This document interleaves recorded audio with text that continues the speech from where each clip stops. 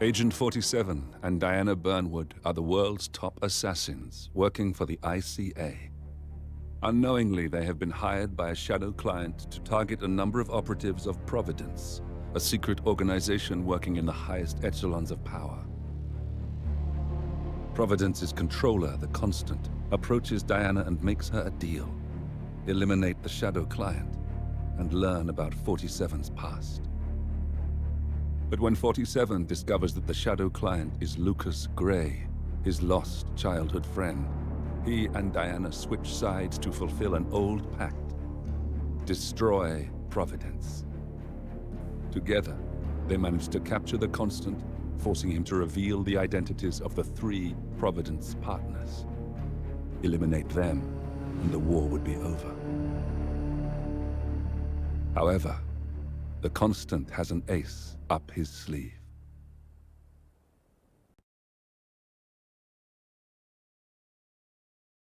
Look closer. In the shadows, behind the everyday world, beyond the headlines and the seats of power, a hidden hand.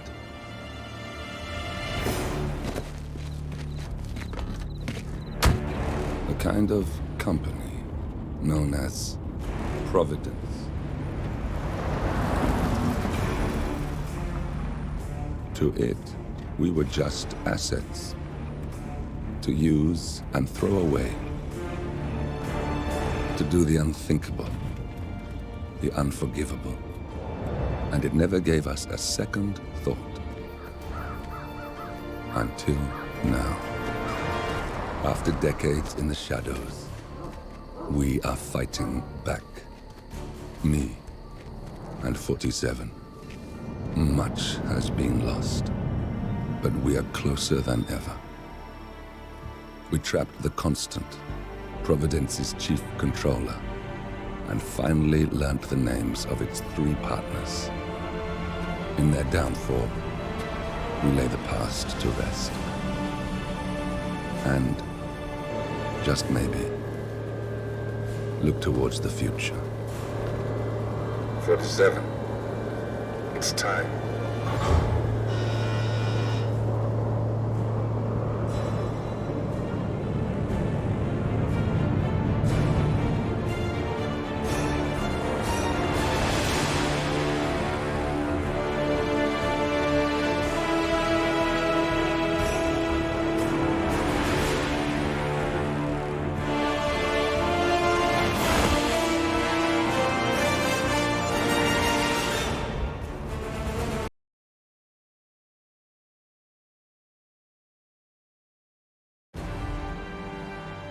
Welcome to Dubai, 47.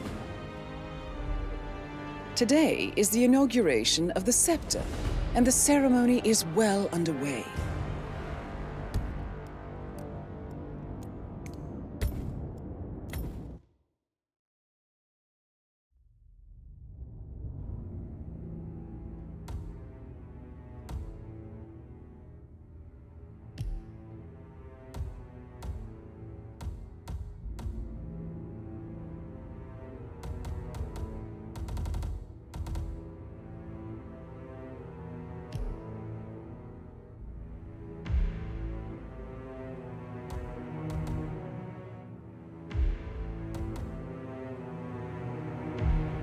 Agent 47 and Diana Burnwood are the world's top assassins working for the ICA.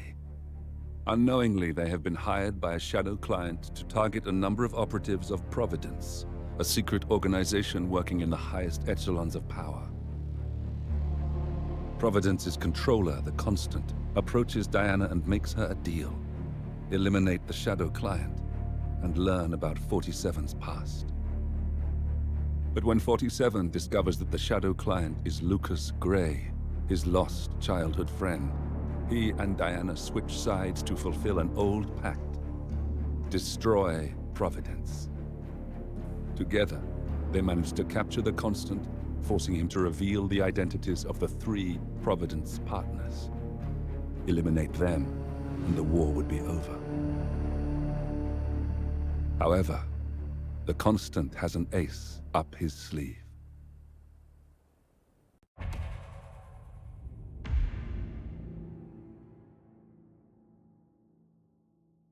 Look closer. In the shadows. Behind the everyday world. Beyond the headlines and the seats of power. A hidden hand.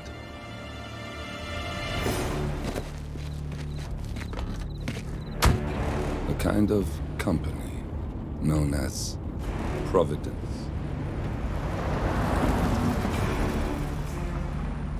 To it, we were just assets. To use and throw away. To do the unthinkable. The unforgivable. And it never gave us a second thought. Until now. After decades in the shadows, we are fighting back. Me and 47. Much has been lost, but we are closer than ever. We trapped the Constant, Providence's chief controller, and finally learnt the names of its 3 partners. In their downfall, we lay the past to rest. And, just maybe, look towards the future. 47. It's time.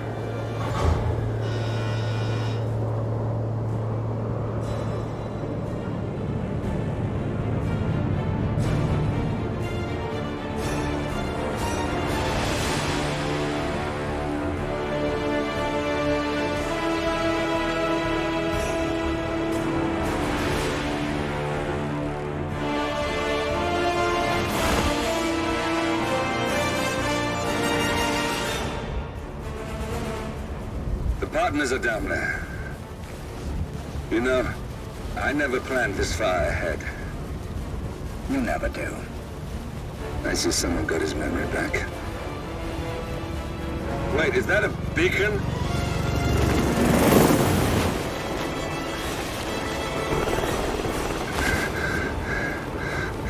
What the hell? Base. Alexa Carlisle's helicopter just took off. Confirm target locations, over.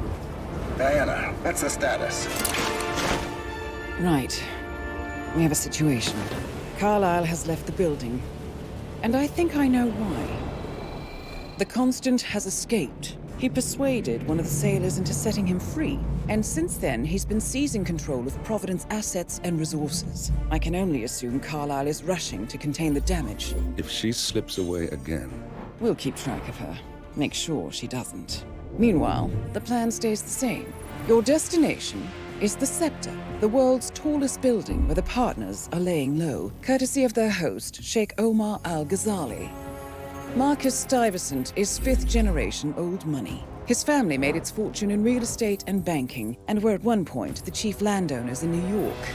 Carl Ingram is a powerful Washington kingmaker whose family grew rich selling gunpowder during the American Civil War, and later established a globe-spanning empire in oil, coal, and steel.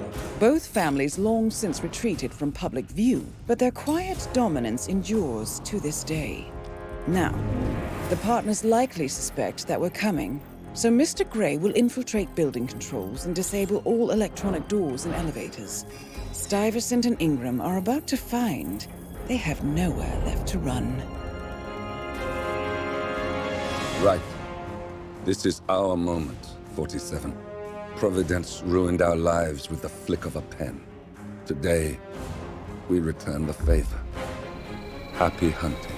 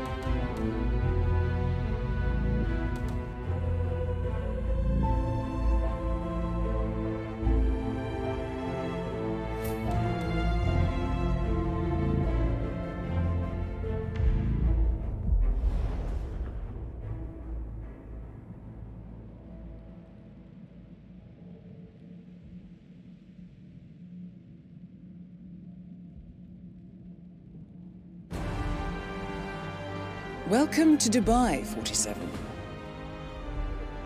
Today is the inauguration of the scepter, and the ceremony is well underway. You will find Marcus Stuyvesant near the building's signature art installation, while a paranoid Carl Ingram has ensconced himself in his penthouse suite, security on highest alert. Mr. Gray is already in position and ready to assist. Good luck, 47.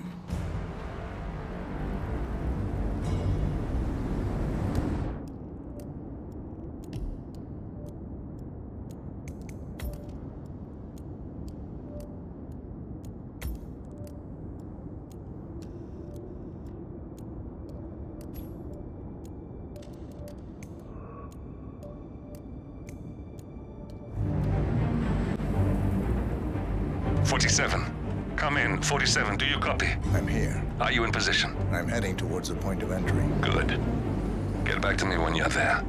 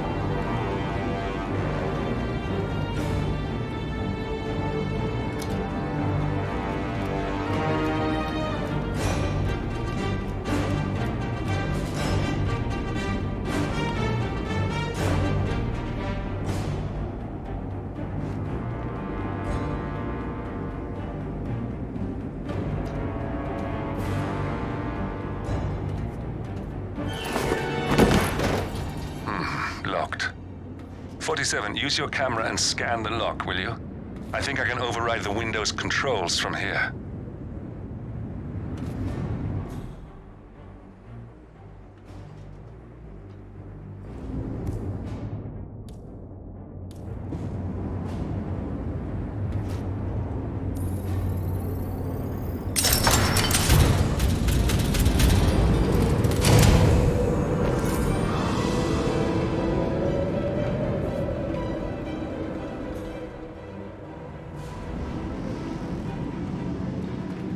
I'm in position.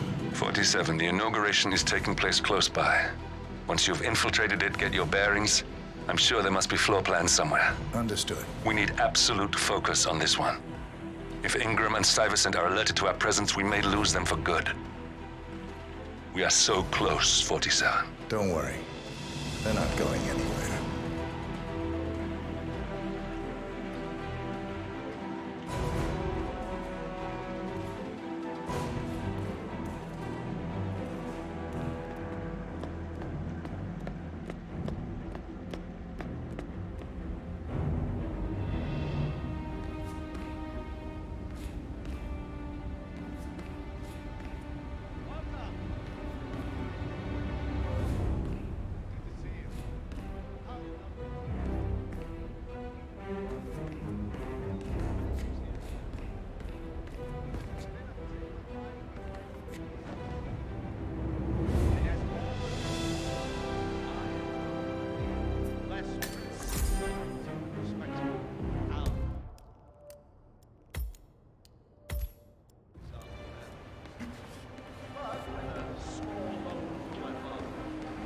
Welcome.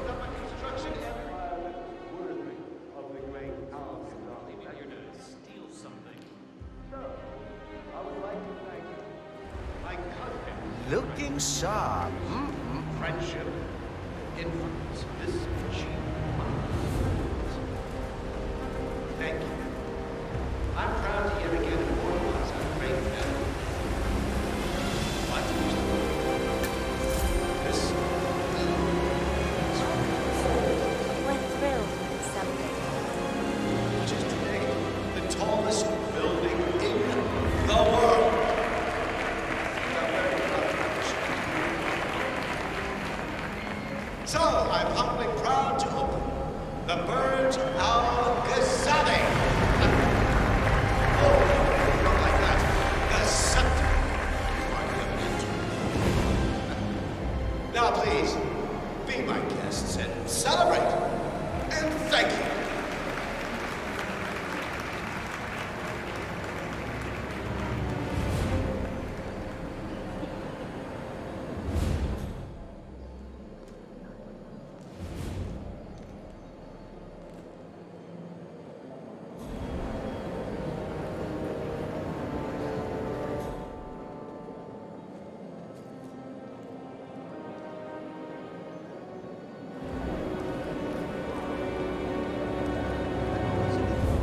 Could make a killing on the motivational speaking market.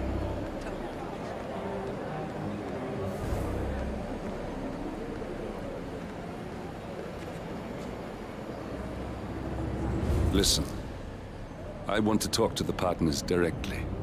Make them understand why all of this is happening. And that terminal gives me an idea. There's a server room near the Sheikh's personal reception. If you can gain access to it, we might be able to recover useful intel from it. We'll have to work together to hack the system, but it's our best shot.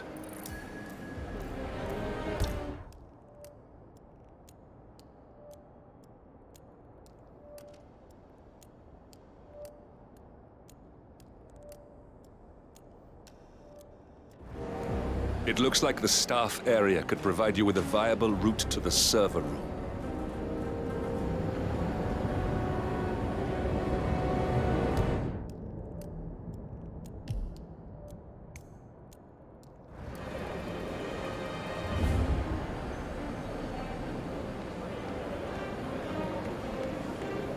I had no idea His Royal Highness was a fan.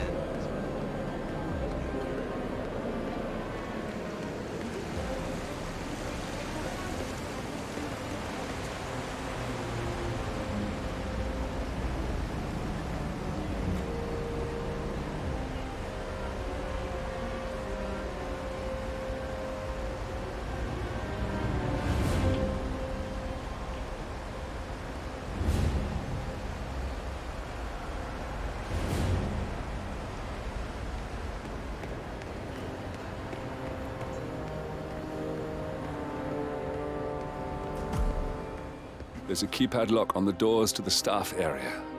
One moment. All right, try this. 4706.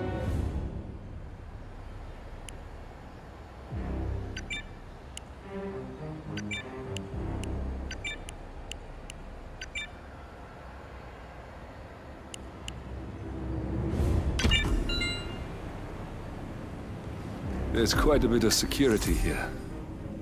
One moment. You ready for some more fresh air, 47?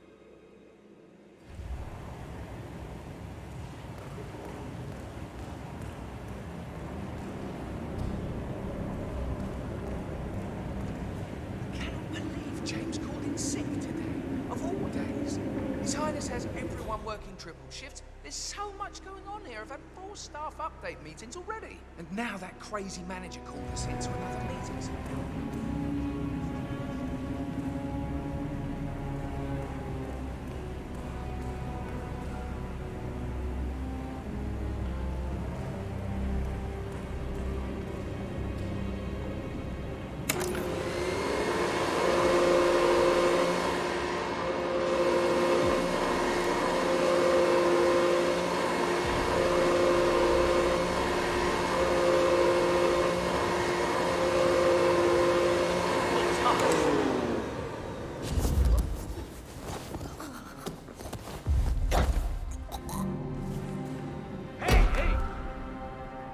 Doing? Let go! Right now! Oh my God, get help! Oh, thank God you're here.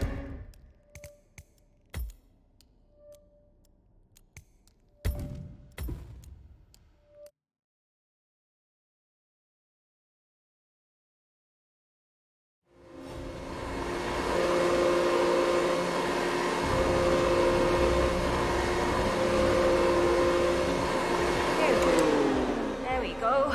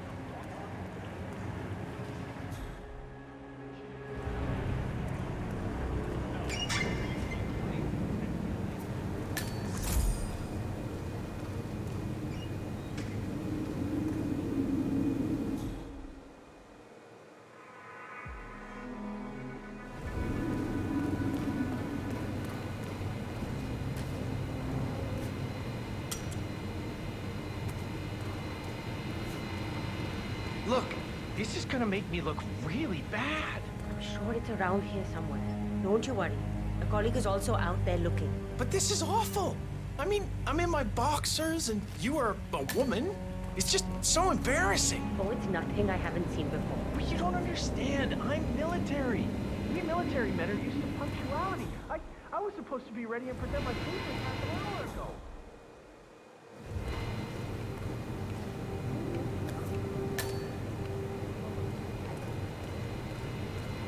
You making fun of me?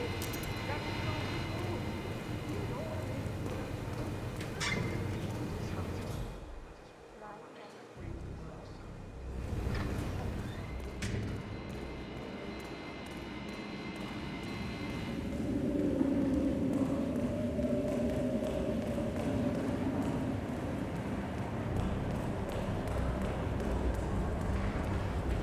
Exactly what I need sooner or later.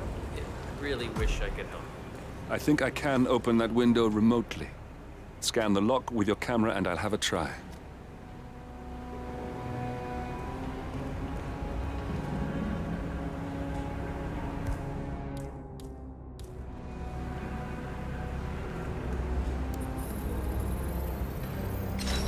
Oh God, this isn't happening. Really? No way. What am I doing anyway? I don't give a shit.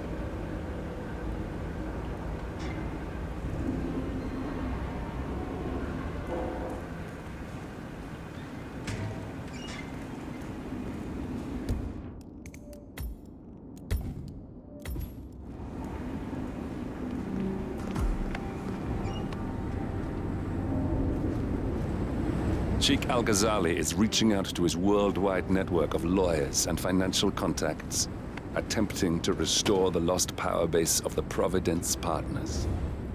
If Ingram and Stuyvesant were asked to a meeting, thinking they'll be told of new developments, I suspect they'd jump at the chance.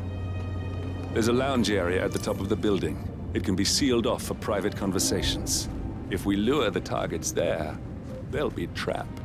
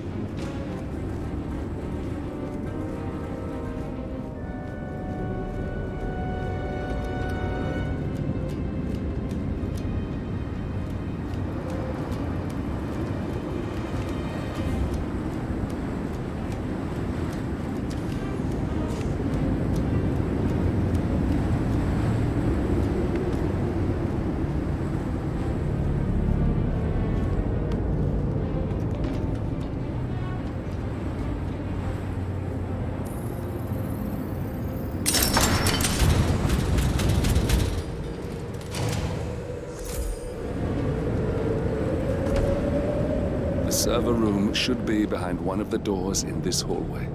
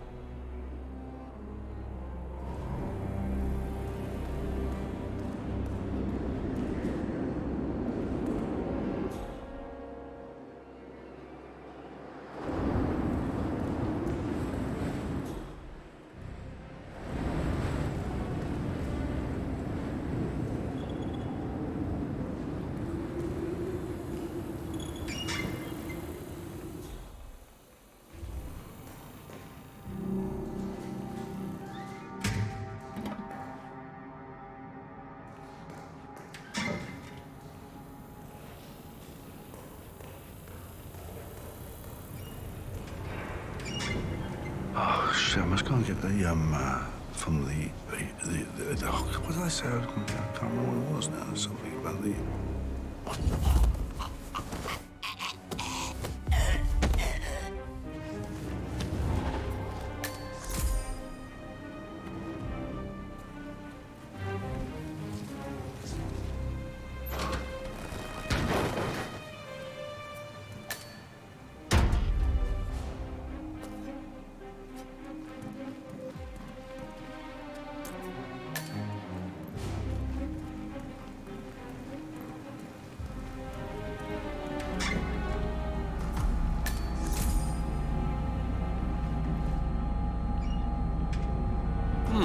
A calendar function. We can use this to summon the partners to a fake meeting, 47. All right, I'm no hacker like Olivia, but I think you need to pull one of the racks here to gain access to the terminal.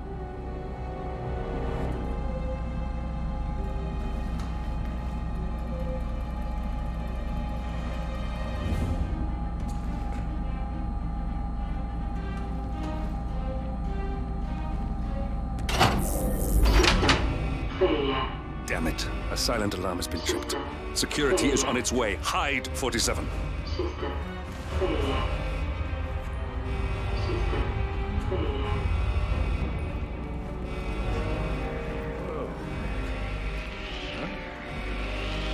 Hey, you! Stay right there. Alpha 9 to the squad leader. This...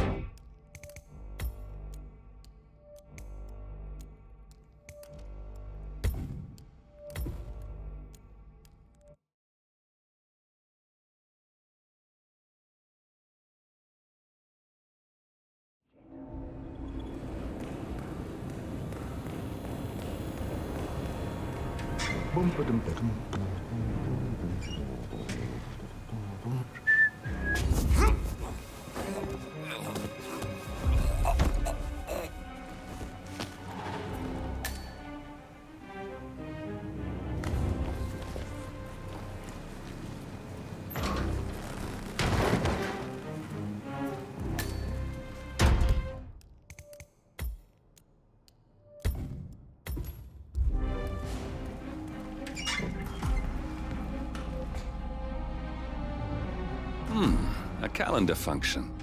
We can use this to summon the partners to a fake meeting, 47. All right, I'm no hacker like Olivia, but I think you need to pull one of the racks here to gain access to the terminal.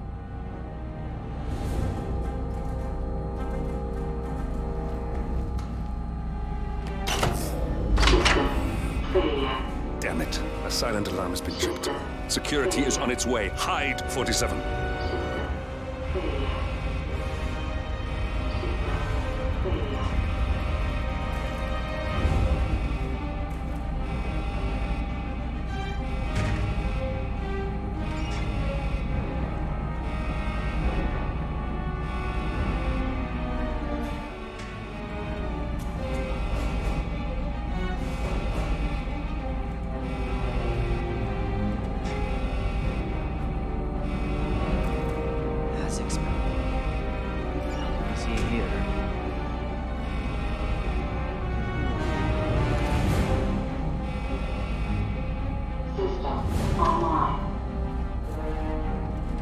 Yes, sorry about that, 47.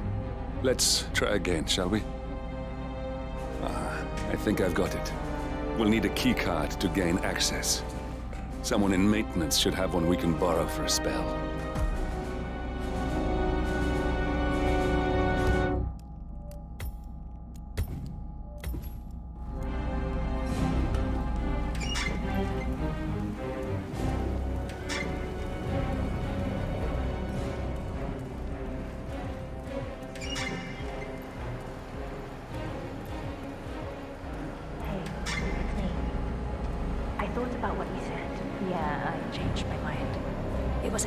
Idea to start with.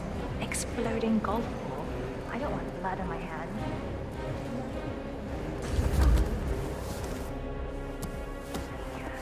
I promise I'll start attending anger management. I have issues. That's right. Yeah, I've locked the golf ball up. Not that many. And people tend to stay out of that room anyways. So no one will get hurt. I'll take it home when my shift is over.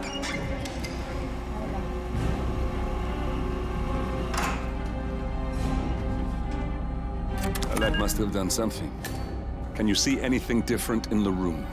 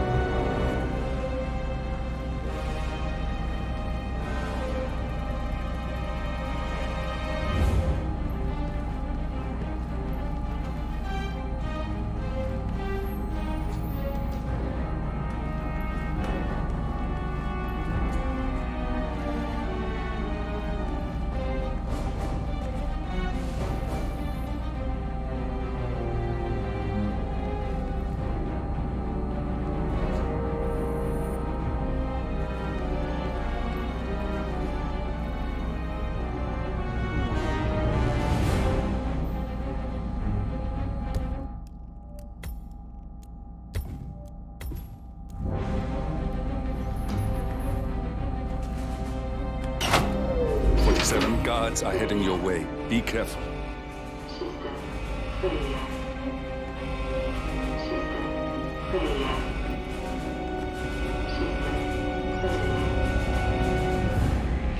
This is a restricted area. Now show me your hand.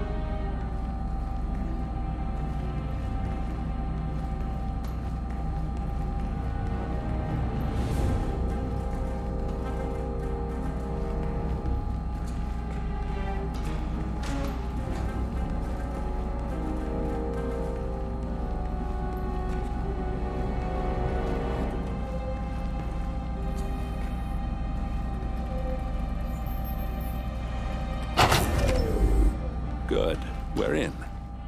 Now all you need to do is access the terminal and use the calendar option to summon the Providence partners to a meeting.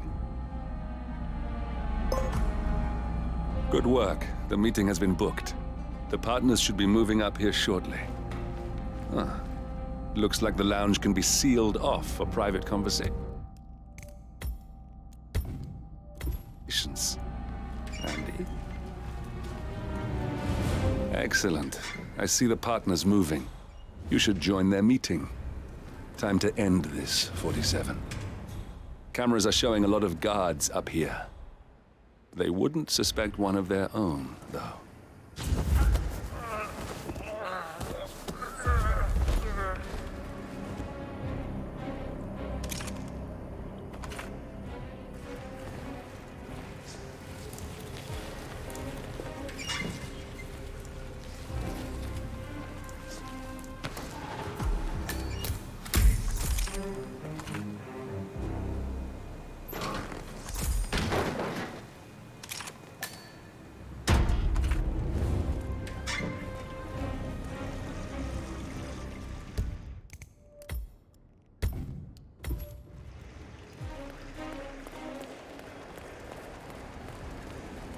Hello? Yeah, just wanted to remind you about the lockdown drill tomorrow. That's right, 900 hours. And the key card to activate is on.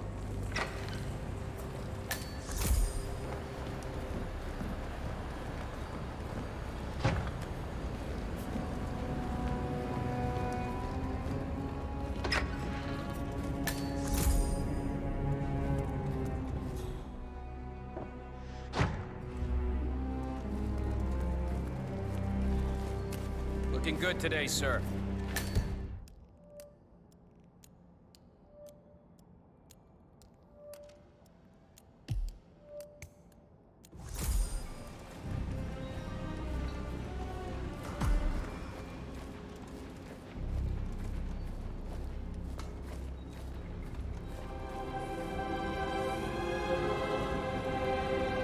The partners are alone now. I'll activate the panel controlling the room's security features. When you're ready, use it to start the show.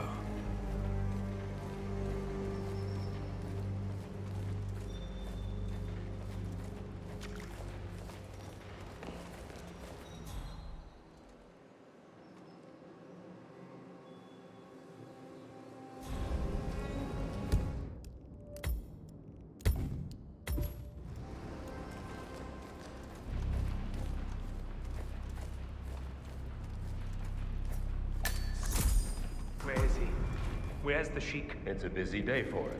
Surely we can give him a few moments. Do you know what he wants to talk about? What's this? Carl? Did you do that? I certainly did not. I have no idea what's going on. Gentlemen. What's the meaning of this? You're the one responsible for all this. Gray, what do you want? Something that has been a long time due. Revenge. Revenge? How banal. You killed Cobb, Nabokov, Caruso, the Washington twins, everyone at Haven. You broke into our bank, and you outed Providence to the world. Whatever perceived slight we've done to you is insignificant to the amount of damage you've caused us. You've caused the world. You're a murderous terrorist. Nothing more. What did we ever do to you anyway? You specifically? Nothing. Providence? Everything. Providence made me, and at the flick of a pen, Providence broke me. I'm just returning the favor. Providence has ruined the lives of countless people, expecting and facing no consequence for its actions. You take it for yourselves and those who support you, and you burn everyone and everything else to the ground from the comfort of the shadows. No more. You're delusional. Exposing us achieved nothing beyond moving a few pieces around on a board much more complicated than you can fathom.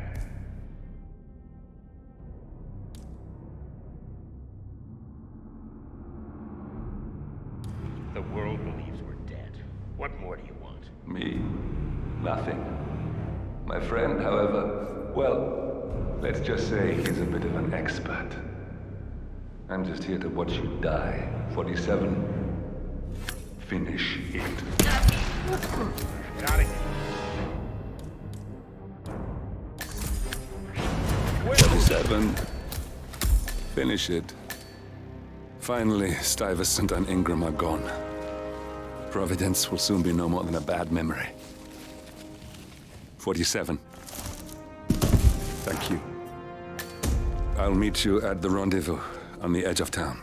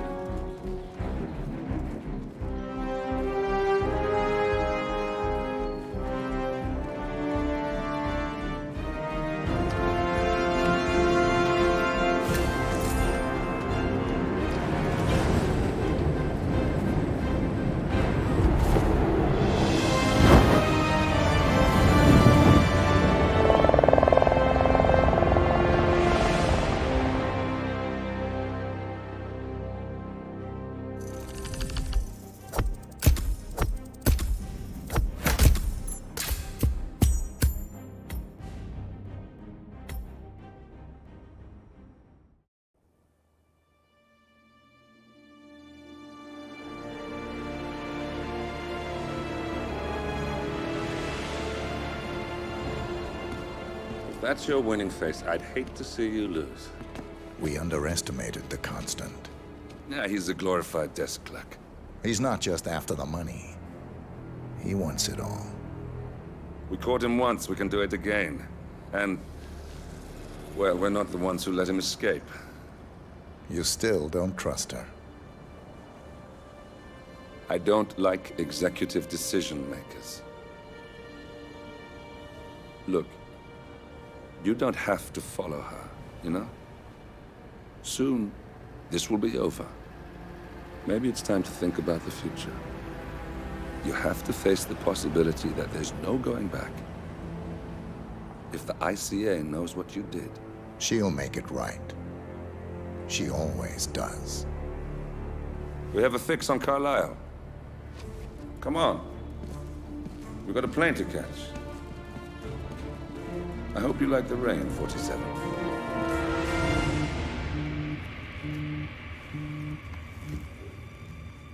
Miss Burnwood.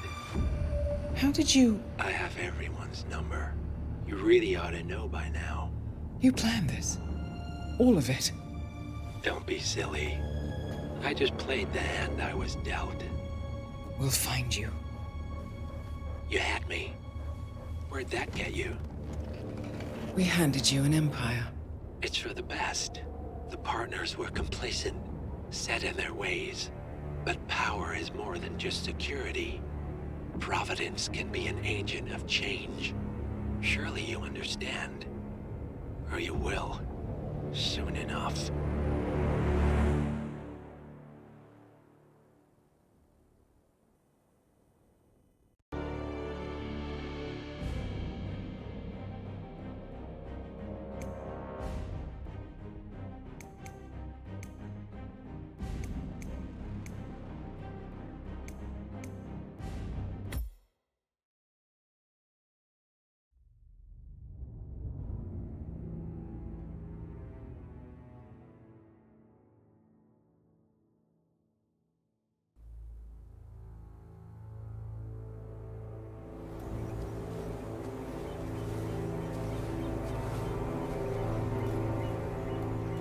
She came home. Carlisle's lost an empire. You fall hard enough, you tend to be reminded of what truly matters.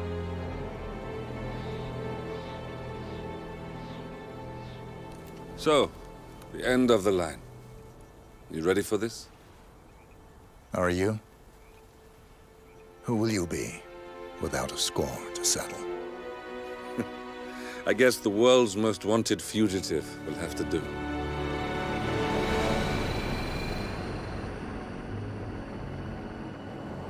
Alexa Carlisle is dead. According to the funeral invitation, that is.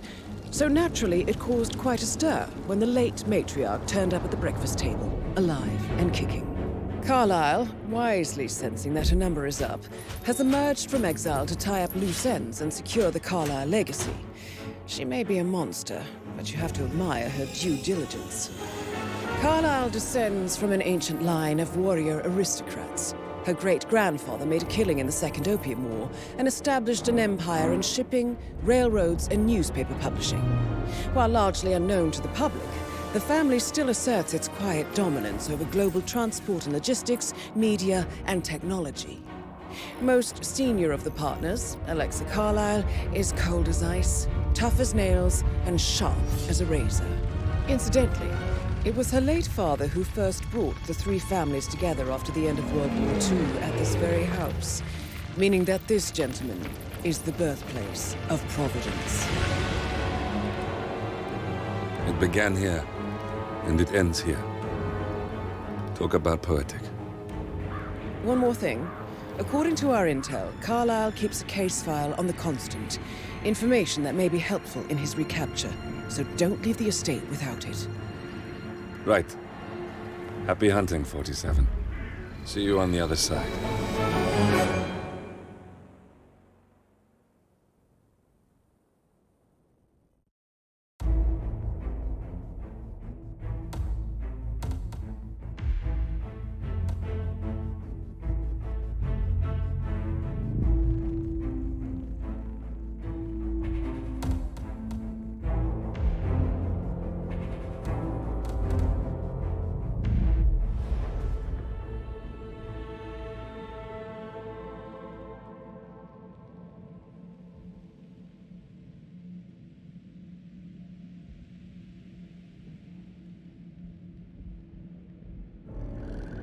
Thornbridge Manor.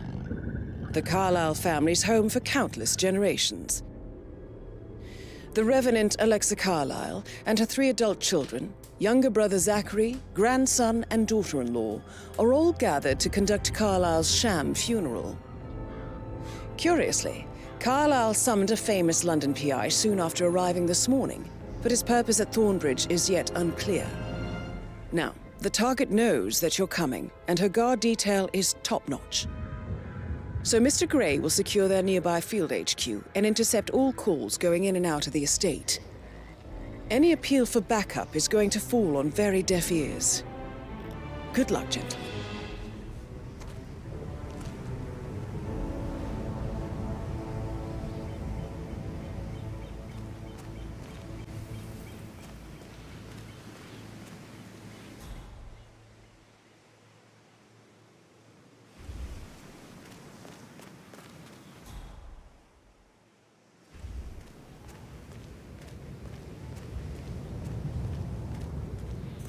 Private area, sir. Phineas Whitmer, private investigator. I have an appointment with Madame Carlyle. Please wait. Mr. Whitmer is here to see Madame Carlyle. You can go right in. That is Phineas Whitmer, the famous private investigator hired by Madame Carlyle this morning. I'm curious why he's here. Maybe you should do some detecting yourself, 47. A famous private investigator summoned by Alexa Carlyle has arrived at Thornbridge Manor. If you take his place, it may be an opportunity to get close to Madame Carlyle.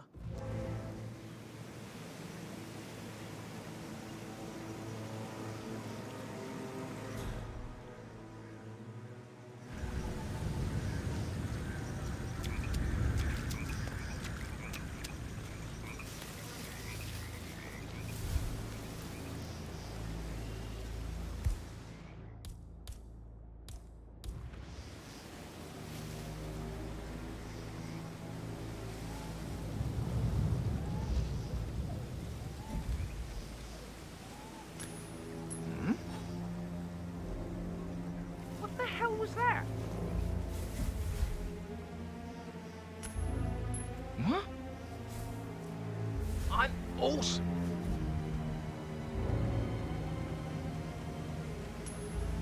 Good job.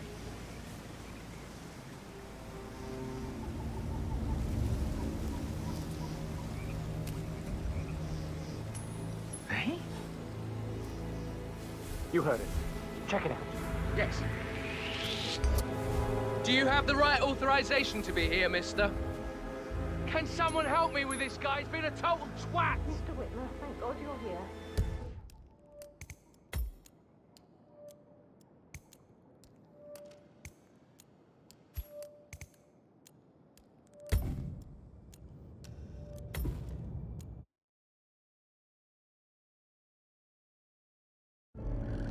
Thorn...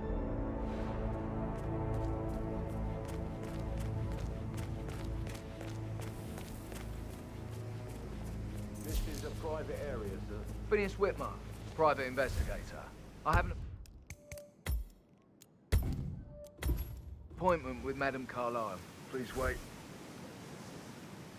Mr. Whitmer is here to see Madame Carlyle. You can go right in. That is Phineas Whitmer, the famous private investigator hired by Madame Carlyle this morning. I'm curious why he's here. Maybe you should do some detecting yourself, 47. A famous private investigator...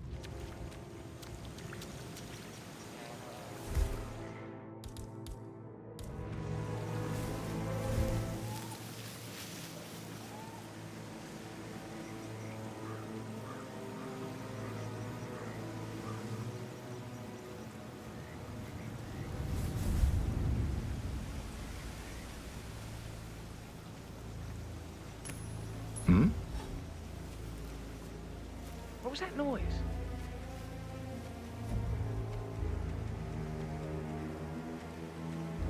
Yes, you are the man. Hmm?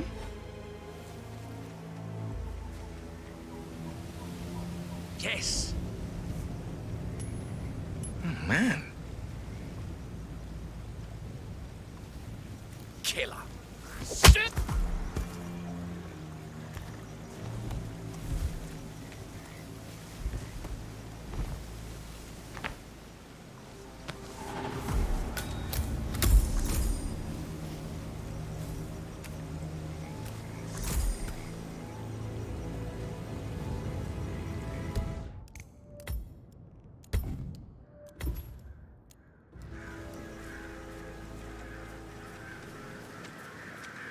Mr. Whitmer, thank God you're here. Can I take you to Madame Carlyle? Yes, please. If you'd follow me. I know I oughtn't say anything, but I'm so relieved you're here. Everything's just so strange. Preparing for Madame's funeral, and then she turns up alive. Just keep But then calm. the awful business with her brother Zachary, and all this security. I've never seen the place guarded like this, and I dare say I don't like it at all. This is what I mean. You have to be patted down before you see Madame Carlyle inside. Oh, I could just cry.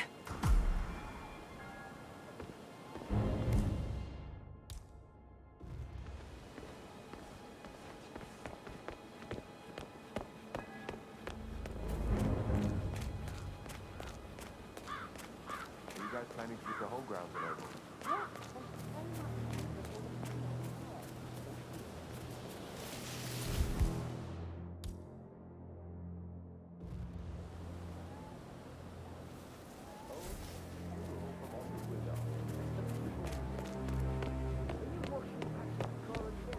I just need to do a quick routine check if you want to get through.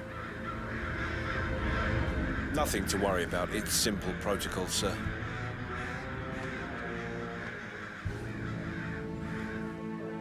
Thank you. Please proceed.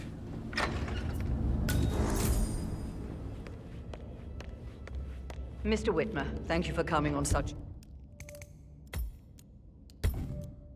short notice. A great tragedy has fallen upon us, and I need a quick resolution, handled with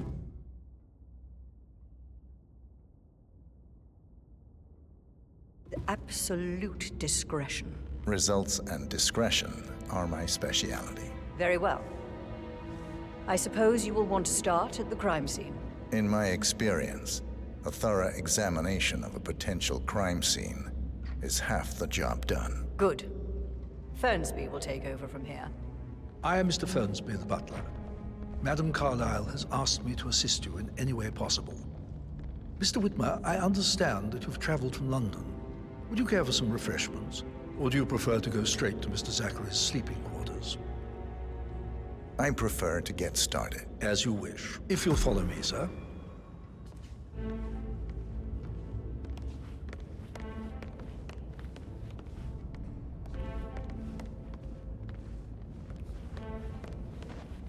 I feel obliged to point out that current affairs surrounding Madame Carlyle are of a delicate nature. You may be familiar with the recent announcement of her death. You will probably learn that a staged funeral is scheduled to take place tomorrow. Madame's children were not informed until this morning that their mother was in fact not dead at all. So please bear with them if they seem affected by the rather unusual situation. I trust I do not need to remind you that there will be consequences if word gets out that Madame Carlyle is still alive. I'll consider her dead when I leave. Before you inspect the crime scene, I will tell you this. The case concerns the death of Mr. Zachary, Madame Carlyle's younger brother. He was found dead in his bed this morning. The door was locked from the inside, and a suicide letter was found in his room. However, Madame Carlyle suspects foul play and will not accept that he took his own life. I've prepared some information for you, so please do come and see me when you've finished your investigation of the crime scene. This is Mr. Zachary's room, to my right.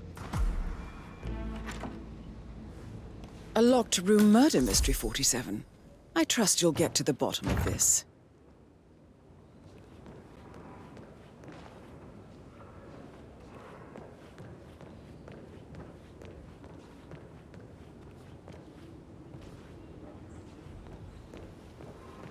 Why don't you use your camera to scan the dead body, 47?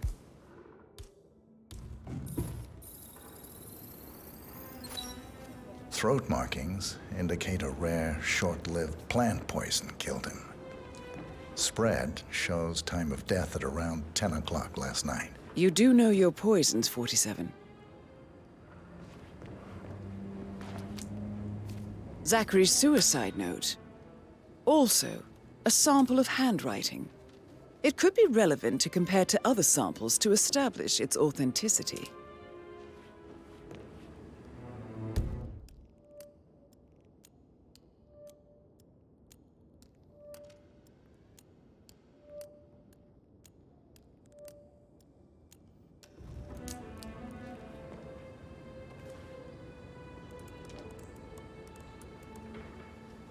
Zachary was shopping for new Wellingtons last night. Not exactly what you would expect from someone suicidal.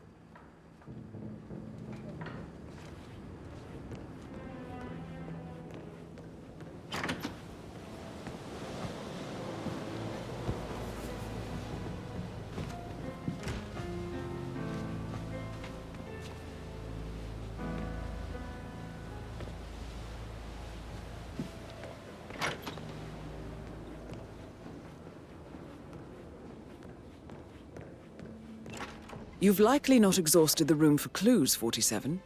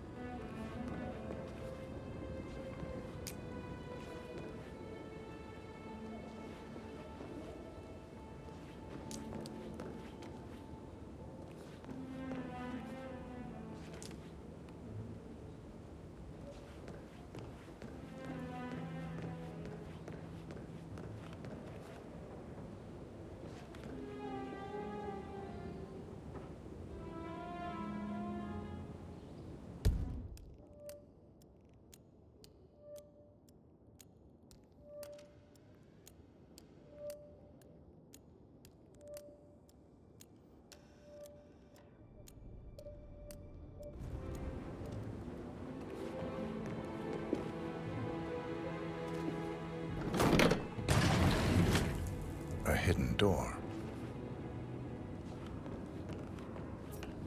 It's a secret passage. This could explain how the door was locked from the inside.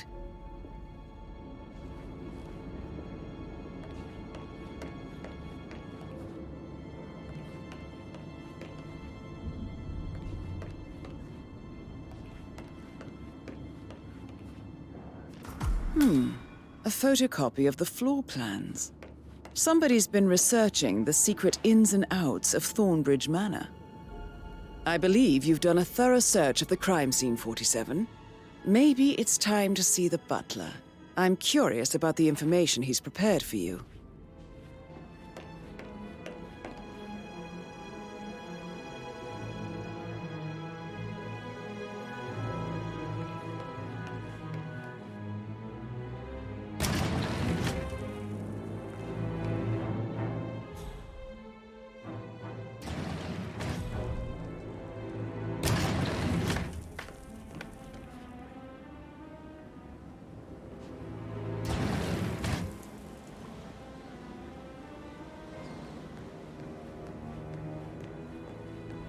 Stop pacing. For God's sake, Emma. Why don't we get any kind of explanation? It's bloody rude, that's what it is. Come here as a slave and then show up like nothing.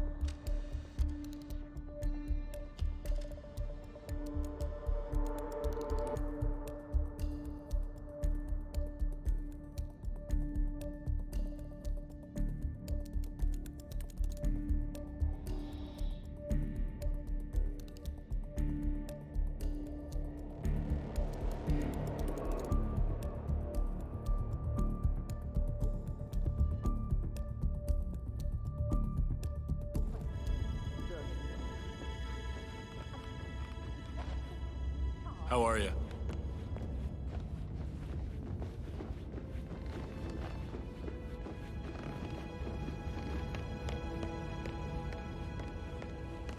Mr. Fernsby, I'm done with the crime scene. Did you establish a time of death? Zachary died around 10 o'clock last night. Well, that means the staff were off duty.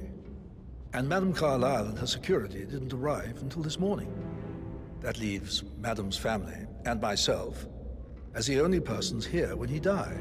And before you ask, no, I do not have an alibi. I was alone in my office at the time of death. Here's the material that I prepared for you. It's a list of the possible suspects and their quarters. Hopefully that will help you keep track of your findings. Please come and see me when you've solved the case, and I will take you to Madame Carlyle. This is very useful information, 47.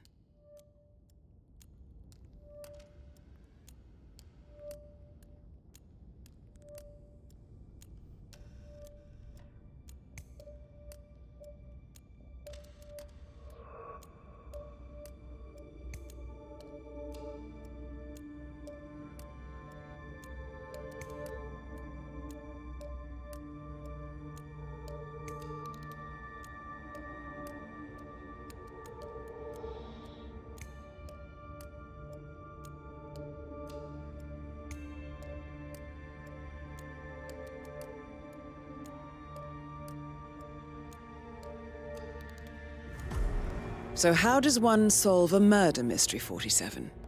Motive, means, and opportunity, I believe. May I suggest you ask the suspects for alibis? Or perhaps do you prefer searching the manor for clues first?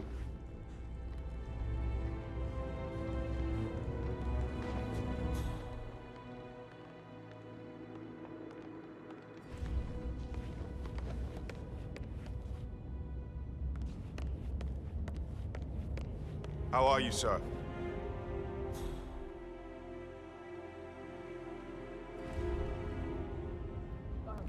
Just remembered I went for a stroll behind the greenhouse last night. Maybe that's where it is. What is? My lost button. Patrick I told Carlyle. Patrick off. Can you I'm tell not me where you interested were in someone yesterday who bosses evening? you around like that. Shit, It's not so that bad sneaky anymore. butler. Used to be isn't much he? worse. He ratted me out. Elaine, give us some privacy, would you? Don't tell Mother, okay? She's really tense these days, and the last thing I need is more hassle. I took that pretty blonde, Rosie, for an evening stroll. I mean, how the fuck am I expected to cope for an entire weekend in this shithole? I'm bored out of my mind. So, is that it? What did you think of Zachary? Creepy as hell. No ambition. Imagine deciding to live in a museum. You know, Father says Zachary and Alexei used to be two of a kind.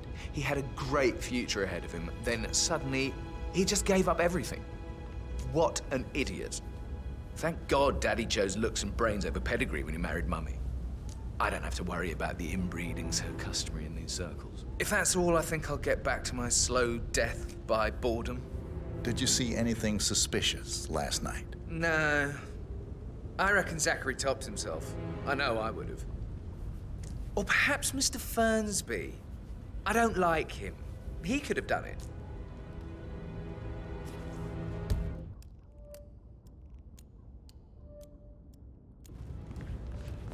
My lost button.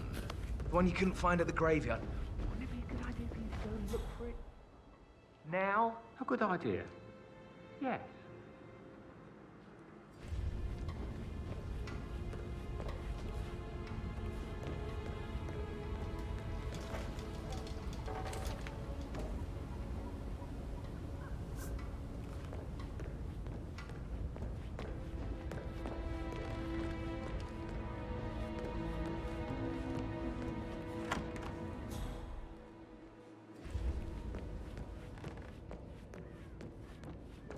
Patrick token to Madame Carlyle's daughter. Rebecca? Yes. She's insistent, that one. She kept asking all kinds of questions. Who had the other one? Why I gave it to her, that sort of thing. You did make sure she didn't see you give the other one to the butler? Oh, of course.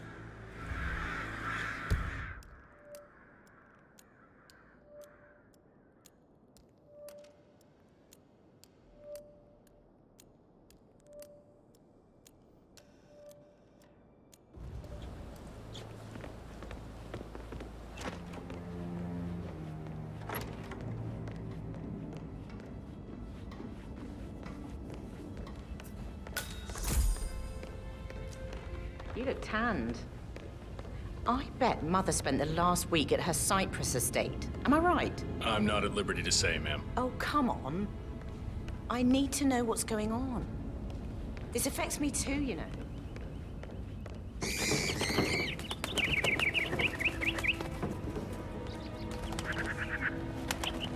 Rebecca Carlyle, can you tell me about yesterday evening? We don't really see much of each other, my brothers and I. I suppose it takes our mother's funeral to bring us together, and even then, it's not like we sit on each other's laps. Now, let's see. Patrick, Gregory's son, disappeared straight after dinner. You know, I think he might be in some sort of trouble. Edward wanted to go as well, but Gregory convinced him to stay for a few drinks before they went off for a pint at the local at 9:15.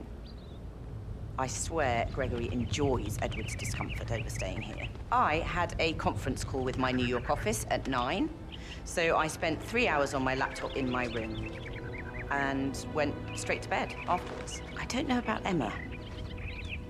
She did act a bit strange. You know, I bet she was making lists for changes needing to be done once she gets her hands on Thornbridge Manor. Quite the shock she had when Mother arrived during breakfast. Is there anything else you want to ask me? Tell me about Zachary. Did he act strange last night? You know, now you mention it, he was a lot more chatty than usual. He wanted to know about my connections in the publishing business. Apparently, a friend of his is writing a book, which strikes me as very peculiar. I didn't think he had any friends. Is that everything? Anything else you feel like mentioning? I may be wrong, but I saw Mr. Fernsby, the butler, leave Zachary's room early this afternoon. And he seemed a bit startled when he saw me in the hallway. It's probably nothing. Oh, and one more thing. Please be kind to Edward. He can only take so much. Is there anything else you want to ask me?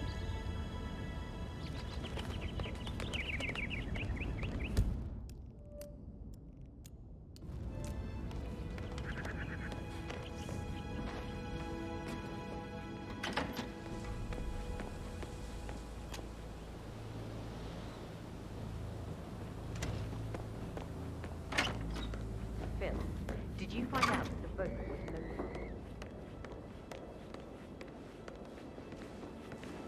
Emma Carlyle, can you tell me where you were yesterday evening? Surely I'm not a suspect. I need to account for everyone. Well, I spent the evening with my family, but I got an awful migraine and had to take to bed. Everyone can attest to that. I believe I went up when the boys sat down for a drink around 8 o'clock. Is that all? How did you feel about Zachary? I might as well be honest. His presence was always awkward. But how do you have a meaningful conversation with a man who only cares about plants? In my opinion, Alexa bears some responsibility for how this ended. She supported his self-limiting behavior by letting him live here. Anything else you want to know? Have you noticed anything else out of the ordinary? Nothing special comes to mind. Except, perhaps, I did get a feeling that Zachary was depressed, not just sad. I suppose he realized that he had no one with Alexa gone. Even Alexa must feel the pangs of guilt over that one, letting him believe she was dead. Then again, guilt isn't her strong suit.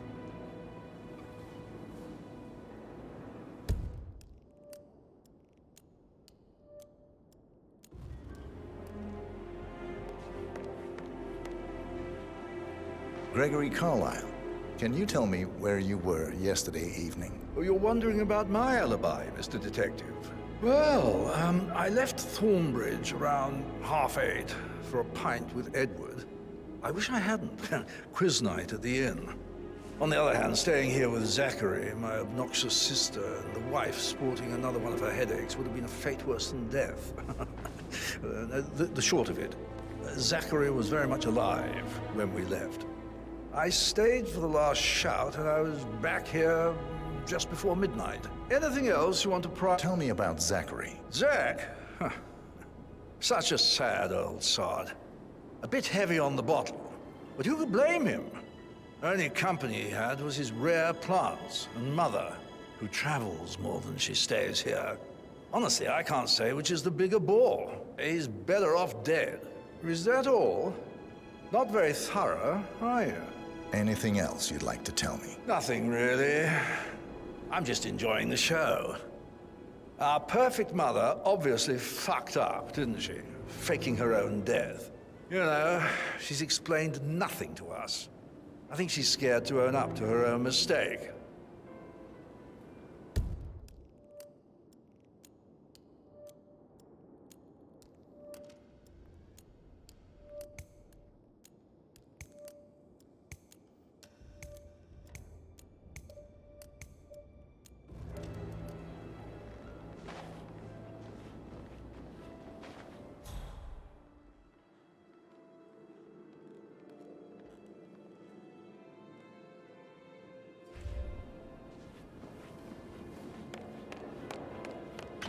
I could listen all day. He pours emotion into that instrument.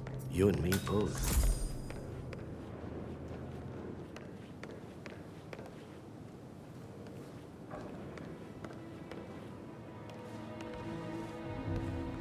Professor Edward Carlyle, can you tell me your whereabouts for last night? Oh, yes, this dreadful business with Zachary.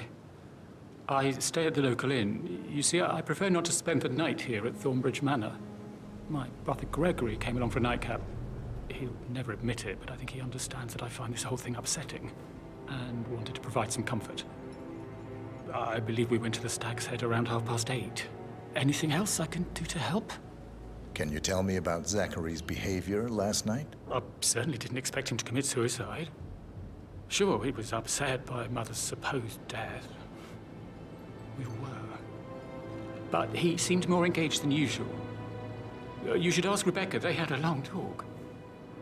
Did you know that he hadn't left Thornbridge Manor in nearly 50 years? His plants, Mother, and the staff, all the company he had. If that's all, Did you notice anything else out of the ordinary? You mean apart from the fact that we came here to bury our mother and she shows up alive and kicking? Zachary found dead in his bed this morning? Or perhaps that the planned funeral is still taking place and I have to do the eulogy? And Mother will surely have a strong opinion on it afterwards. I can't breathe. Excuse me.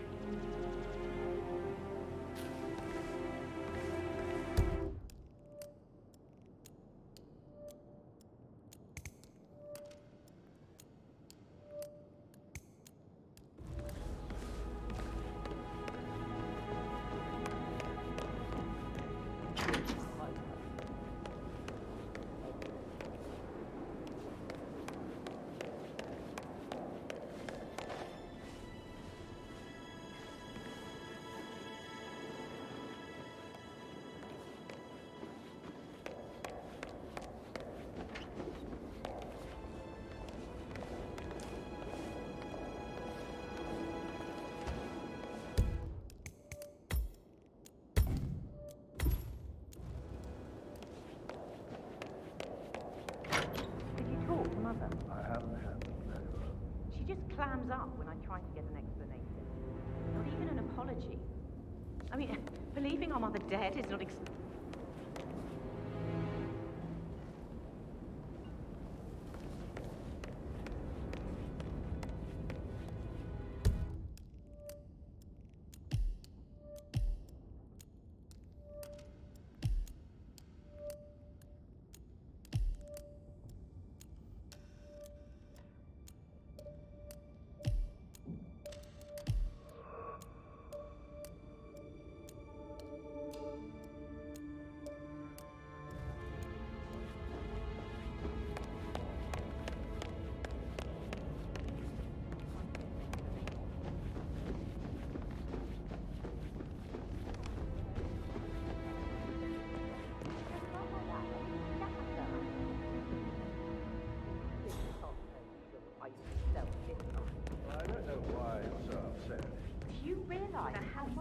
like that, I bet you've worked with a lot of high-profile celebrities, right? So I think, Fern's been like, yeah, all right, what you said. later.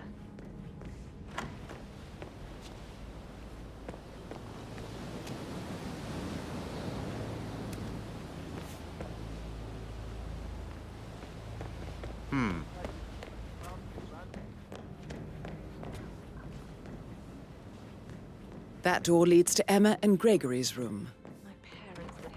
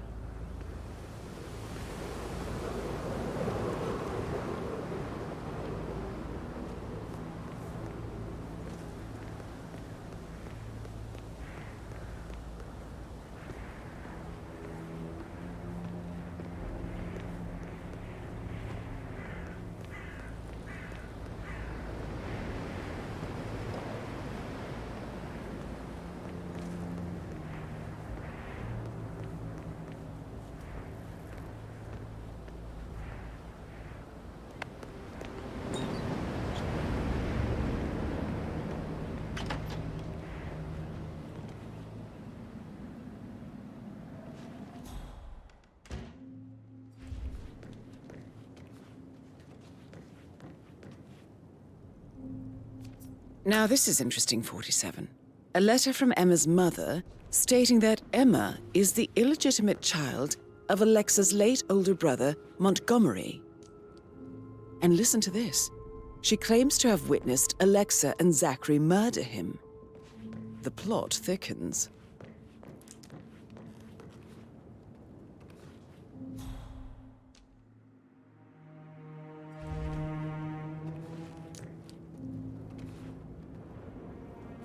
A keychain pendant for the greenhouse. What's that doing in Emma and Gregory's room, I wonder? And why is the key missing?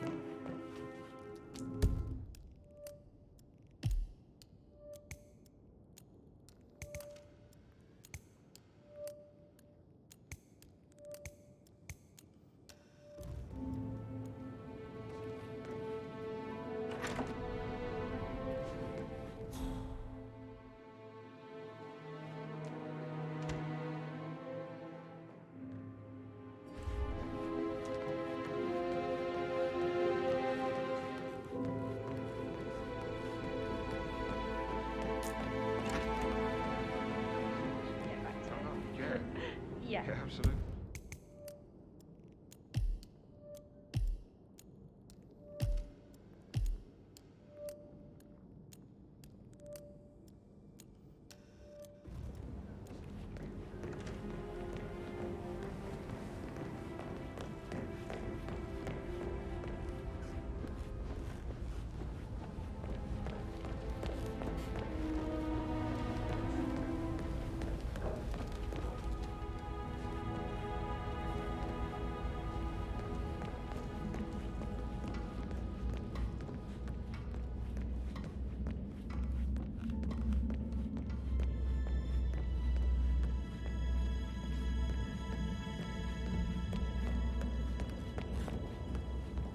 That is the door to Rebecca's room. Did you want to check on that undertaker in charge of the funeral? I got word. Upset with Madame Carlyle. Everything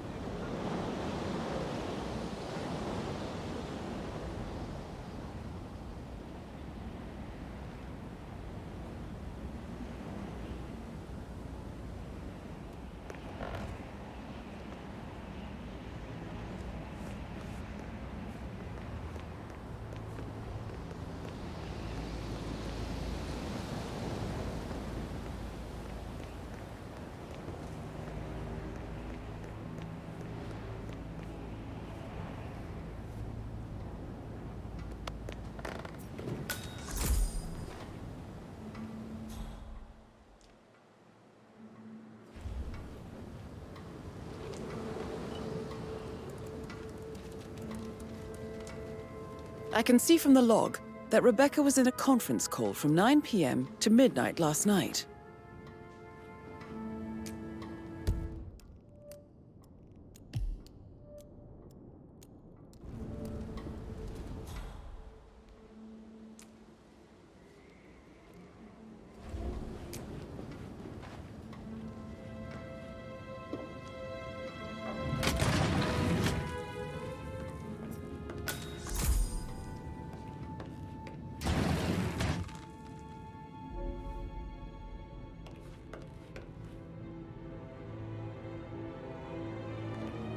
Carlisle account HTC depot number 5085. No, I need it immediately. Yes, I'll hold. Yes, I'm still here. It doesn't exist. What do you mean it doesn't exist? Right.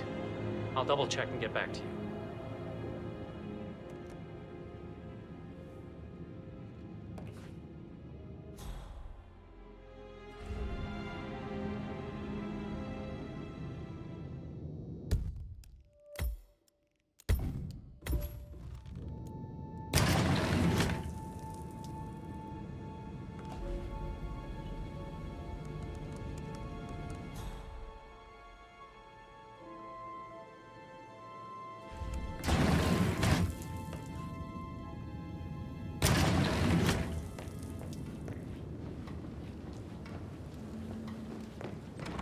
Portrait photographer check out.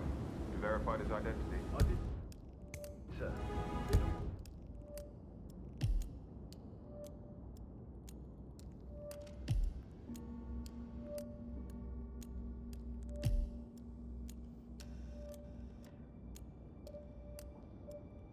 Checked out.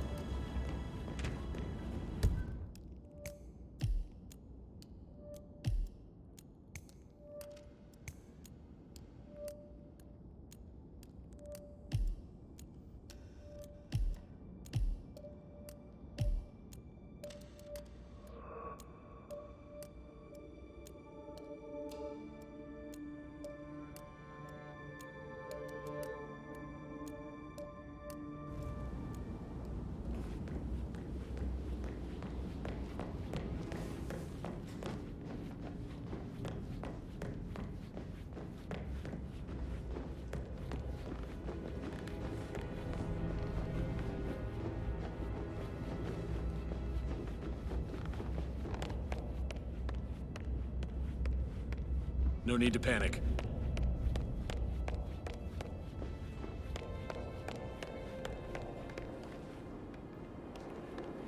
Gregory, don't say more to that weird detective than you need to.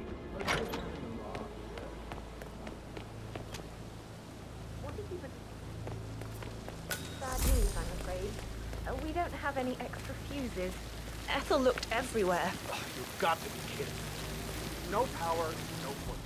Oh, Madame Carlyle will be furious. So, Madame Carlyle wants a picture taken. If you were to assist with the missing fuse, I'm sure the portrait would be one for the ages. She expects the family photo to be done any moment now.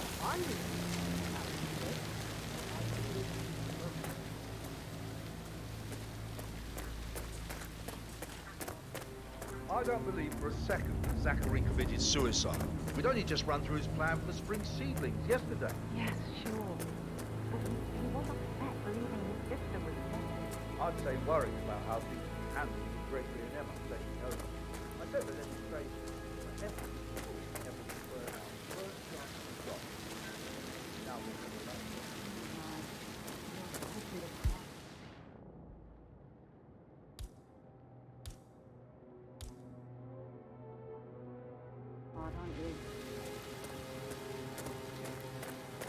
It feels like I can't breathe today. The tension is off the top.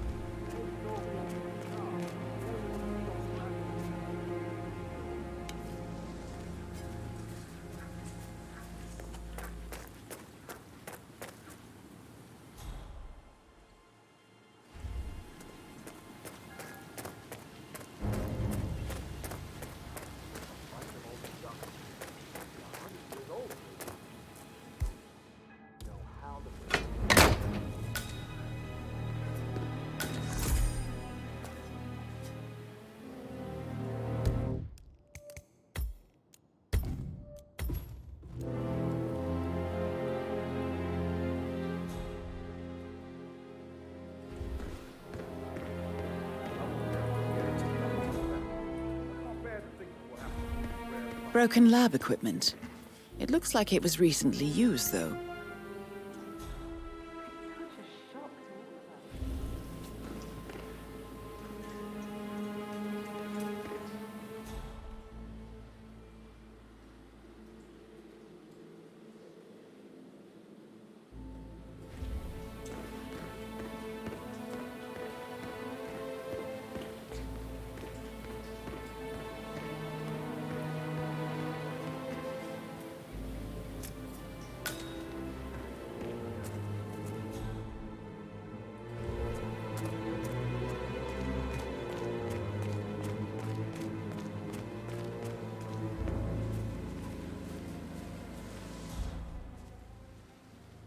I'll never get how the rich do things. All this fuss for a pretend funeral. And why not do a photo shoot because we're all down? Talk about it. Don't care. If you stay in the lake, I'll tell you. Us. Yeah, Frank is fucking up. It's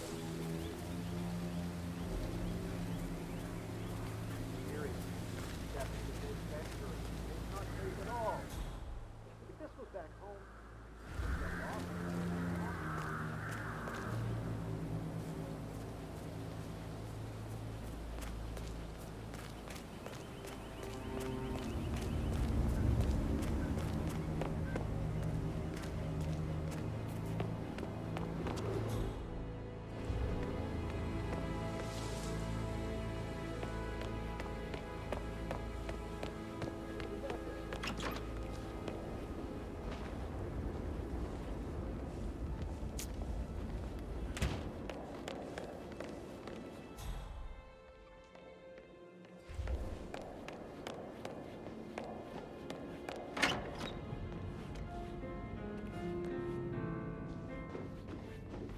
Why waste away in front of the books when he can play like that?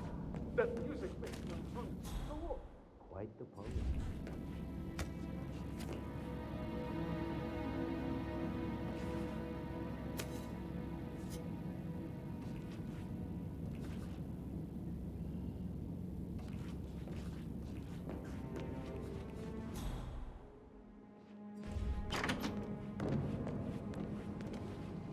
I need to stop thinking about Emma all the time, but she just makes me so angry. What is it now? She turned up and demanded to be put up in Madame Carlyle's bedroom.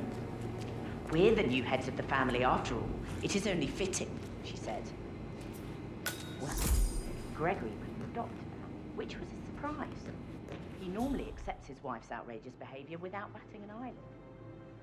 But staying in his mother's bed so soon was just a bit sweet, I suppose. And her son Patrick is just as bad. Just look at Rosie. She has no respect.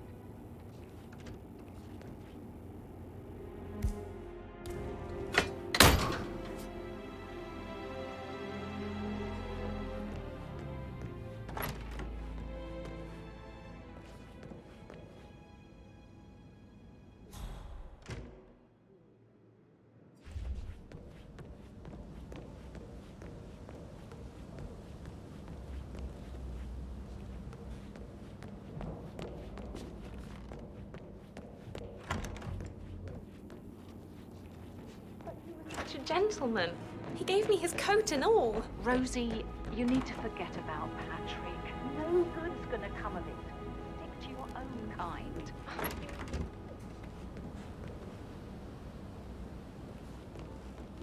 That is the door to Mr. Fernsby's office.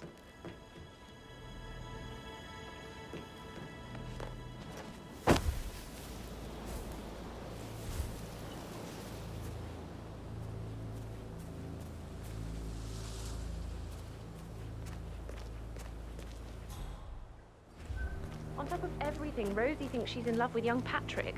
I mean, that's a breaking heart happening if I ever saw one. Life can be tough sometimes. Alexa back from the dead, a make-believe funeral, a murder mystery. Ooh, all too much. We'll all need a vacation when this is over. I shouldn't gossip. But that Emma woman is a tad too busy for my taste. What is anything she saw?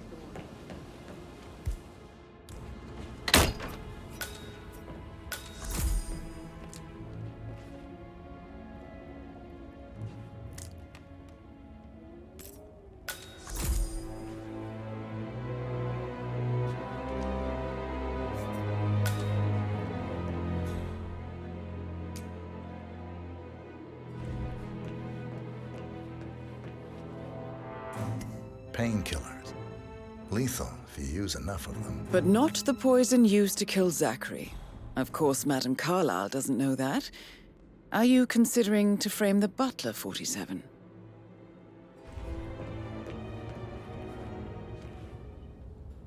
Zachary's diary.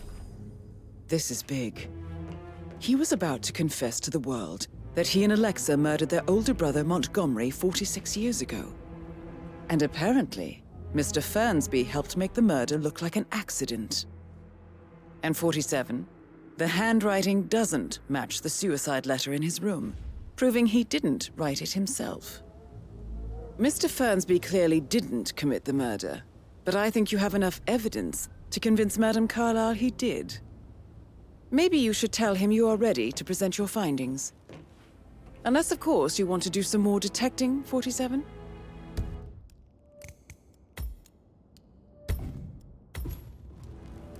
Did all the groceries arrive?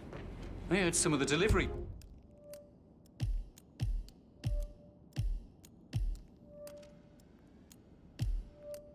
People were unhappy with the security at the gate. But all that is safe. Rosie, tell me what you did last night. I'm in trouble, aren't I? I spent the evening with Patrick. We met after dinner and I went home at 1 in the morning. He said he needed someone real to talk to. When he looks at you, it makes you feel like the center of the universe. Like a real princess. But now he just ignores her. Well, he's under a lot of pressure. He's an idiot. That's what he is. Did you notice anything out of the ordinary? Any strangers outside the house? No, No, we saw no one outside. Except Patrick's mother, Emma. We were sitting on the bench behind the greenhouse talking when she came out, and we had to hide. You won't tell her about me and Patrick, will you? She'd insist Madame Carlyle fire me. I'm sure of it. Too right she will. She's always going on about how things will change once she's in charge of Thornbridge Manor.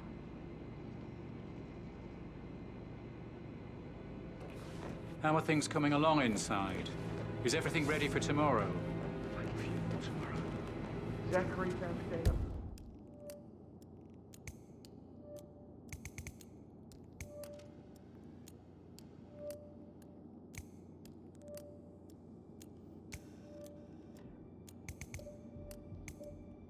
There's insects everywhere. I told you that. It's such a big responsibility having a face. Protect it, right?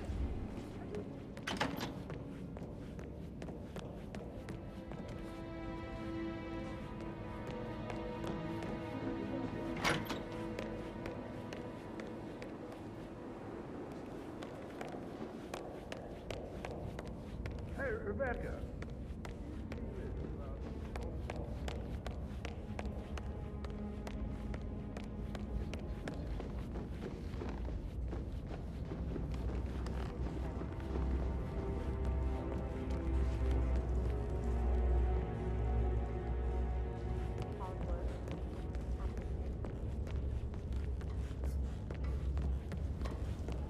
You like, reading?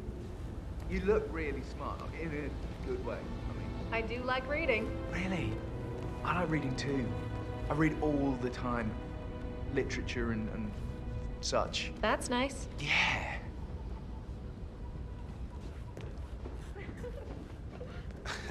I should let you get back to it.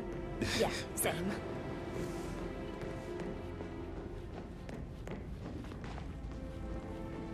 Can't you just relax for a minute? And that solicitor upstairs. Why do you think he's here? I think solicitors are Mother's favorite kind of people.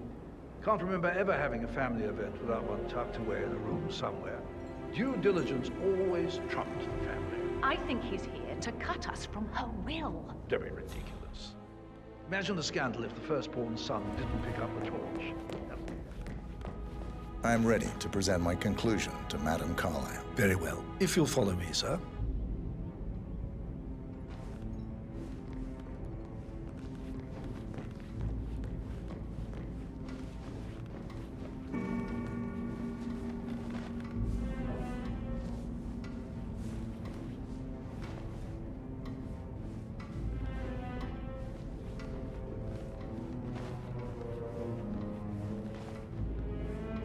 Greetings, sir.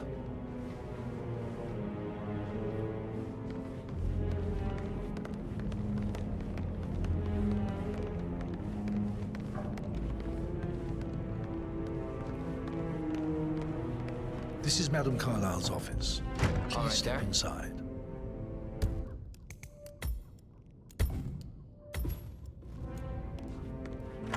Your detective skills have gained you access to the Lion's Den, 47. Now, go claim your reward.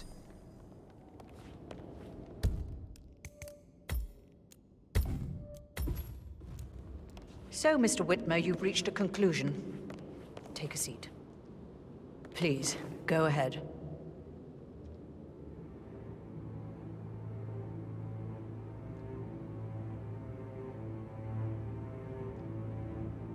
The butler, Mr. Fernsby, killed Zachary. Fernsby? Oh, you've got that wrong. He would never do such a thing. He is the most loyal man I have ever met. I found pills in his office that matches the poison that killed your brother. Furthermore, I found Zachary's notebook, half burned, in Mr. Fernsby's fireplace. It showed that Zachary intended to publish a written confession to a murder the two of you committed nearly 50 years ago. The murder of your older brother, Montgomery. That's outrageous. We did no such thing. No need to feign innocence. I know a killer when I see one, and my discretion is assured. The papers also described how Mr. Fernsby helped you stage the murder of Montgomery as an accident. I believe he killed Zachary not to be exposed as an accomplice to murder. Sweet Fernsby. You are wrong, Mr. Whitmer. He did not do it to protect himself. He did it to protect the Carlyle legacy. Mr. Fernsby, like myself, understands that sacrifices must be made to secure stability and prosperity. Mr. Whitmer, I'd appreciate it if your findings never leave this room. I understand Fernsby's actions, and there is no need for them to have more consequences than they already have. Fernsby was very fond of Zachary, and I'm sure his decision will haunt him to the day he dies. About your reward, have you considered an amount?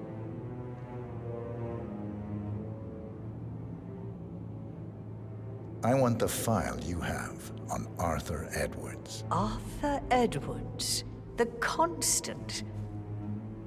But that must mean you're... I expected you'd show up. But you're not here to kill me. If you were, you would have already. The enemy of my enemy, I suppose. You can have it. You earned it.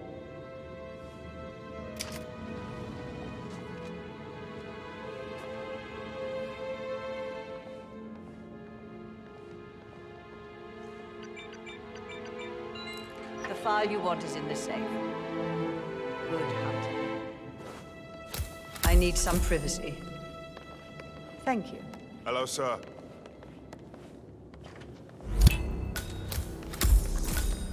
Good work, 47. That's the file on Arthur Edwards secured. Time to take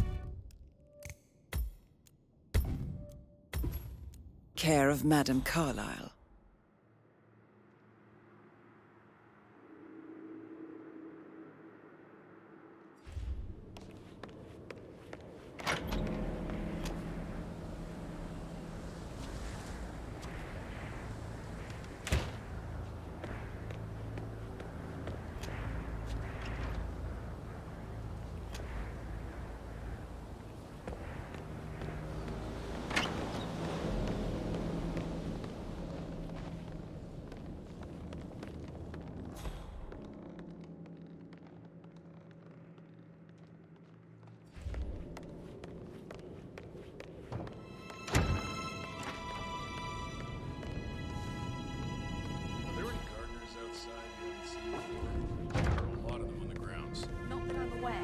Too careful.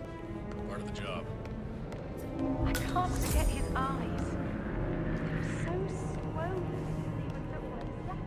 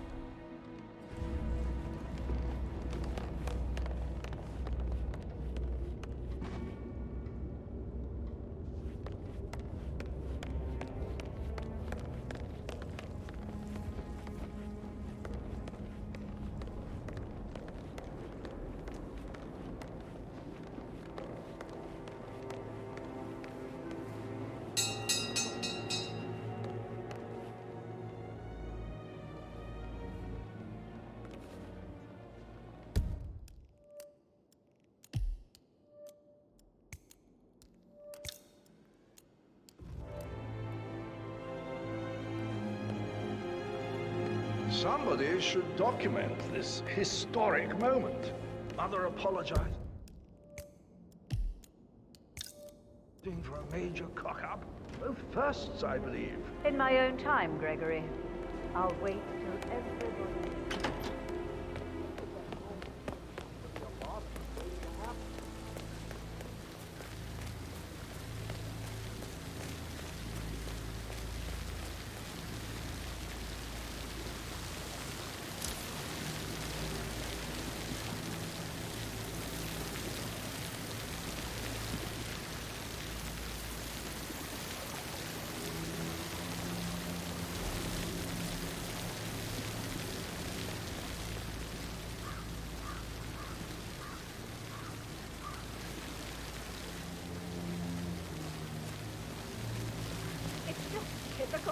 and he gets to help the photographer. Just stand up, please.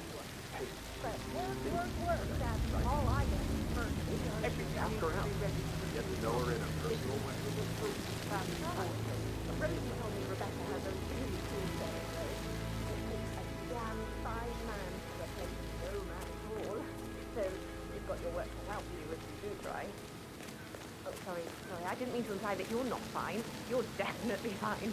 I mean, Slap Caroline on last week's live episode of Star Suite. A startling 74% said they believed the slap was justified. 15% said it wasn't, and 11% said she should have done it with slightly less force. I've been such a fan for years now, so take my opinion with a grain of salt. But I just can't muster the outrage. If anything, I think I find the whole affair rather endearing. Like a puppy tumbling off a chair. Seems someone's in a charitable mood today. Well, you're the real expert, yeah. And if you're just joining us, we're here with celebrity drama expert Paula Price Chamberlain.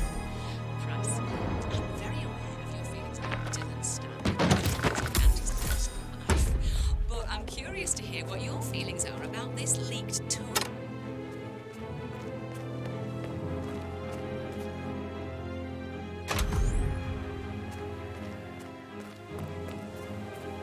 Oh, sounds like the power's back up. Why don't you take a picture to test it?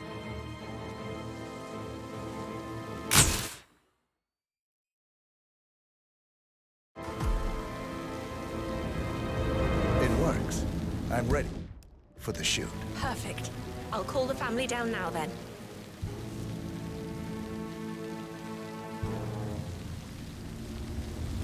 Excellent, 47.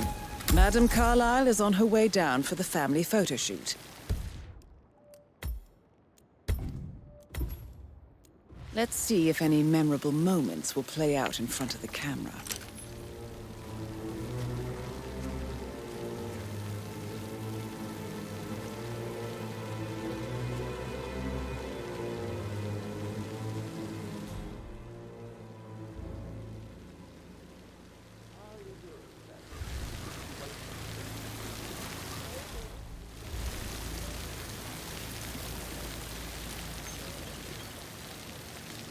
down by the fountain.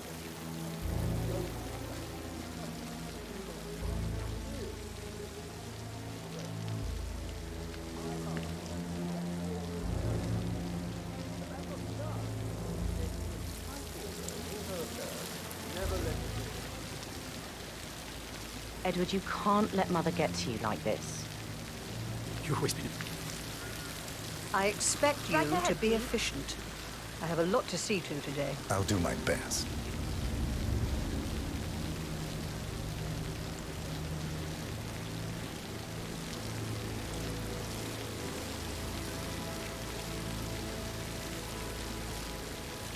Right, get in position. Let's get this over with.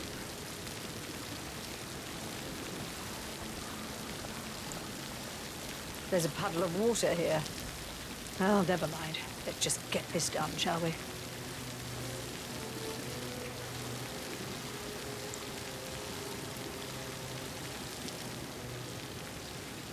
Chin up, Edward. No one wants to look at that long face. You're such an idiot, Gregory. I'm fine, Rebecca. Fine? You look like a nervous wreck. Stop bickering. Well, Mother, you certainly know how to lighten the mood.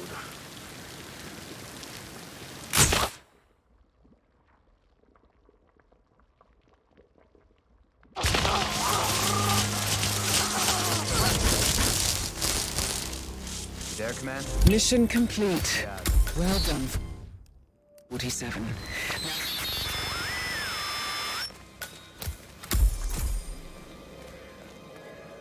No! God, were you in some kind of accident? Stay put. I'll be back.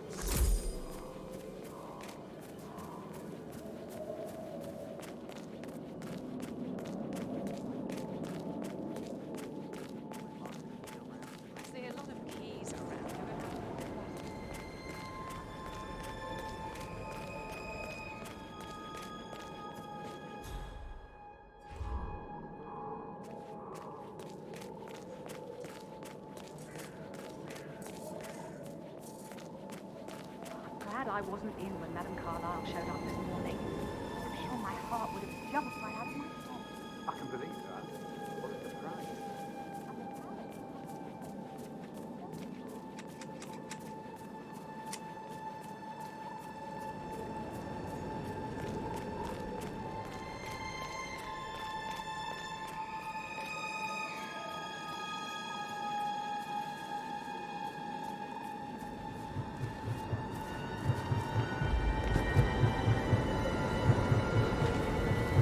They're everywhere. Go, get out! It's the Constantine!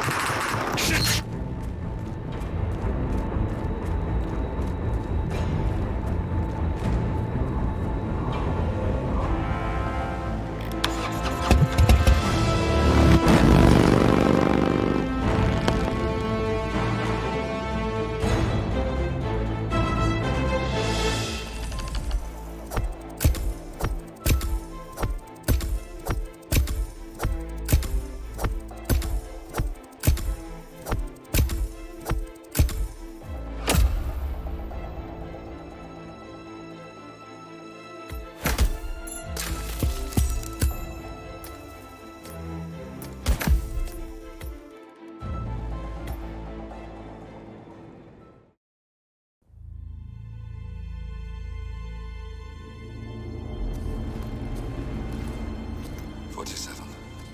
Don't respond, just listen.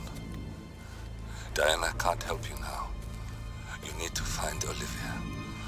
She will know what to do. I wish there had been more time.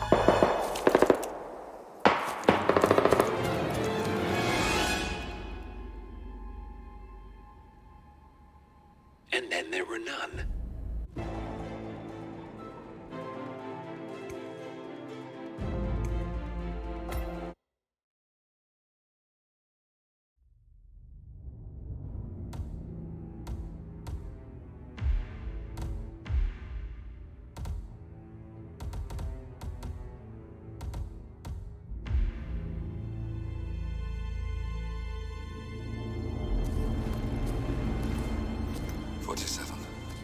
Don't respond, just listen.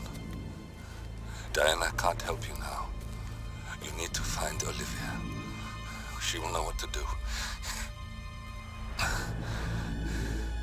I wish there had been more time.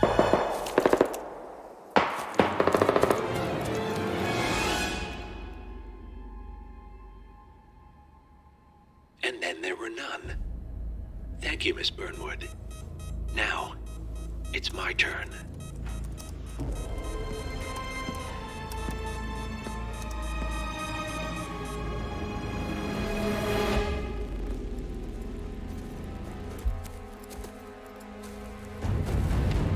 Stay down.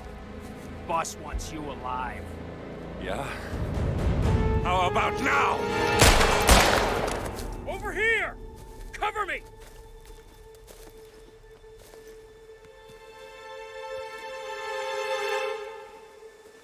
Walk away! Or what? You gonna take us all on? Don't. Tell the Constant to start running!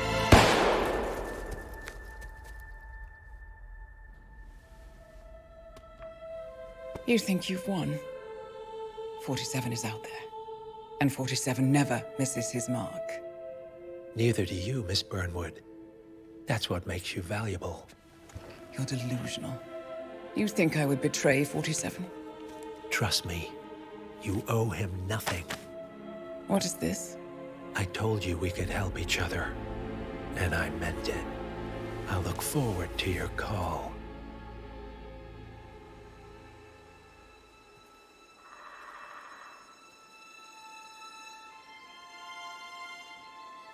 Gray is gone. Go to Berlin and stay out of sight.